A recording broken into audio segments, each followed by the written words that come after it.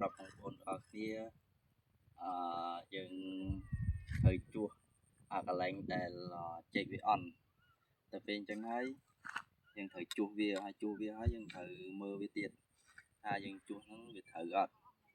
ហើយបើឃើញដីនឹងវាធានាហើយយើងនៅតែជួសអញ្ចឹងទៀតវានឹងអាចខូចចេកយើងតទៅទៀតអញ្ចឹងយើងត្រូវតែកែសម្រួលវាវិញមកឥឡូវដូចមកដើមនេះយើងឃើញវាទឹកដក់អញ្ចឹងហើយនេះកន្លែងនេះទឹកចោទឹកនេះអញ្ចឹងហើយយើងកុំដាំវាយើងត្រូវលើកឲ្យវាខ្ពស់សិនទឹកដីវាខ្ពស់សិនលើកខ្ពស់ហើយចាំយើងដាំវាធ្វើហើយតែអញ្ចឹងយើងមើលពីរបៀបដាំវាមកនេះយើងដាក់ប៉ុណ្្នឹងមកនេះដើមចាស់នេះក្រោយនេះដើមចាស់នេះគេមុនពេលគេដាំហ្នឹង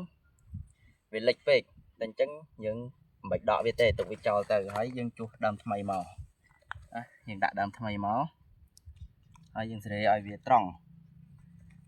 ហើយខ្ញុំយកដីមកបិទមកដុបមកដីនេះមក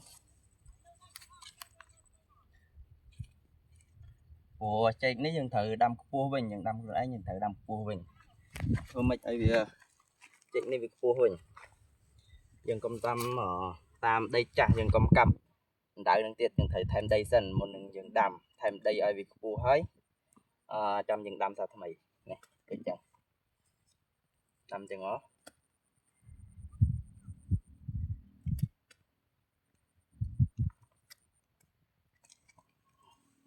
ដាំចឹងហើយក្នុងមួយដើមនេះពីរដើមនេះដោយសារអីគេអត់ដកគេមើលដែរជួនកាលយើងដាំថ្មីមែនក៏ប៉ុន្តែវាអត់ល្អជួនកាលវាអត់ល្អតែអញ្ចឹង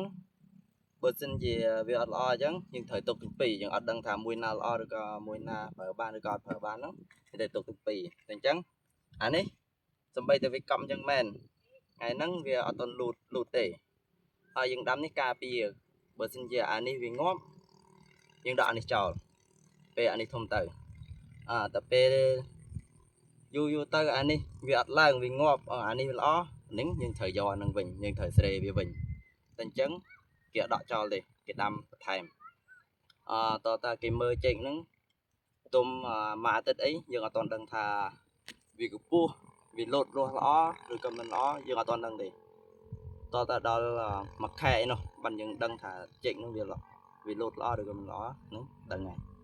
ហើយដើមនេះត្រូវតែទុកអញ្ចឹងហើយត្រូវដកឬក៏យកទៅណាអត់ទេត្រូវទុកអញ្ចឹងហើយដីអញ្ចឹងដែរដីធ្វើទួលអញ្ចឹងមកបានគេដាំមិនមែនគេដាំឃើញក្លុកហើយយើងជីកថែមទៅទៀតយើងទៅដាំទៀតអាហ្នឹងចេកយើងវានេះហើយវាអន់ថែមទៀតតែអញ្ចឹងយើងជួសដូចអត់ជួសអញ្ចឹងហើយដូចខាងនេះគាត់អត់ដីអីគាត់អត់ថែមដីដោយសារអីដោយសារតែឥឡូវយើងជួសបានច្រើនហើយខាងមើលខាងនោះឥឡូវយើងជួសបានច្រើនហើយដីកលិចកលុកហ្នឹងដីនេះយើងត្រូវខាយវាធ្វើឲ្យវាស្មើវិញយើងមិនត្រូវទុកអញ្ចឹងទេតែបើទុកអញ្ចឹងស្មើនឹងយើងដូចអត់ធ្វើផ្លាយវាអត់មានន័យតែអញ្ចឹងយើងត្រូវធ្វើឲ្យដីវាស្មើបានយើងយកវាវិញហ្នឹងបានដឹងថាចេកនឹងល្អឬក៏មិនល្អហើយឥឡូវដីអញ្ចឹងបើភ្លៀងមកទឹកវានៅដក់ហើយតែដោយសារតែវាល្ងាចហើយពួកខ្ញុំធ្វើអត់តន់តែអញ្ចឹងទុកវាសិនហើយចាំស្អែកមកបានគេសម្អាតវាឲ្យស្អាតគុណ